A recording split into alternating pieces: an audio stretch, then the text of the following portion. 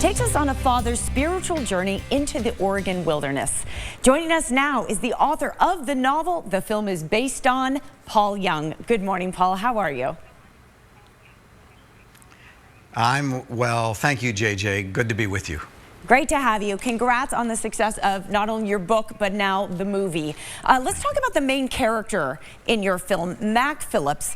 He starts off suffering a real personal tragedy. How do you explain his story? His story is our story. I think there's two things that every human being has in common. You can take all of our divisions, all of our politics, everything else, but we all know loss and we know love. And those two things are wrapped inside this storyline in such a way that I think it's an invitation for every person to bring their worlds to this setting and hear for themselves something that is helpful, something that will help them move forward, something that even might be transformative.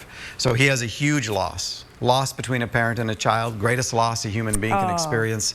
And in that great sadness has an encounter that invites him toward healing and toward change.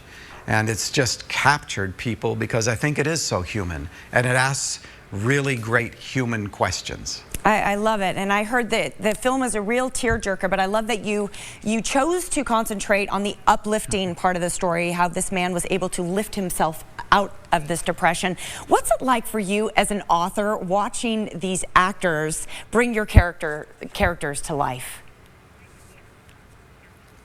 It's incredibly surreal because I didn't even intend for this to be a published book. It was a Christmas present for our 6 kids, and I made 15 copies at Office Depot, and those 15 copies did everything I ever wanted this book to do.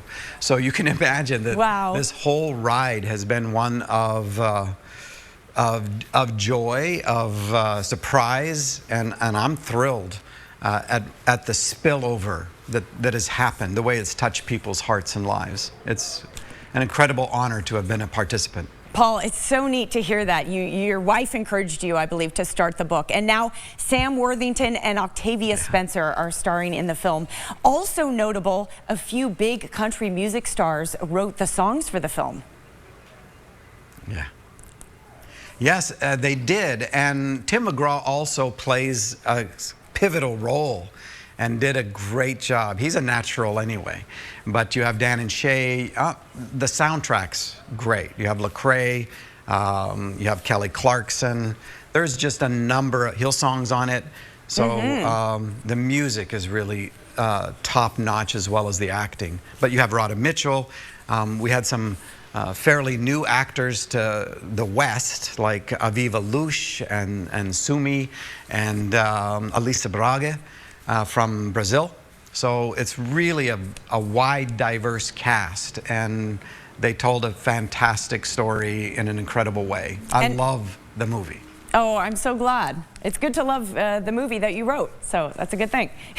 You also incorporated something that I love, and that is the Oregon wilderness. I'm a Pacific Northwest girl myself. You have a close tie to Oregon. Tell me about that. There you go.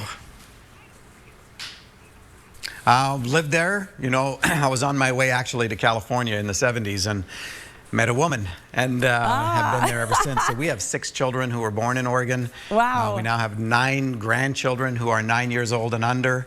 So the Oregon wilderness is a place that we had gone camping in the Wallowas outside of Joseph. And so my kids knew it. That's why I based the book inside that framework, because this is something that they're familiar with. I love the Pacific Northwest. Take British Columbia, Washington, and Oregon. I think it's the best part of the whole country. I hear you. It's great. Well, Vegas isn't bad either. You ought to come down and visit us. Oh, I've been to Vegas. It doesn't have the shades of green that the Pacific Northwest does. Guaranteed. Nope. We got a lot of great shades of beige, though. So, you know, we got that going for us. Paul, you call yourself an accidental author because, of course, you just always had a gift for story, but your wife asked you to write this book. What do you advise to other non-professional writers who just really enjoy putting words down on the page? You write it for the one. You write it for as a gift. You don't write it to get identity, worth, value, significance, security, meaning, purpose.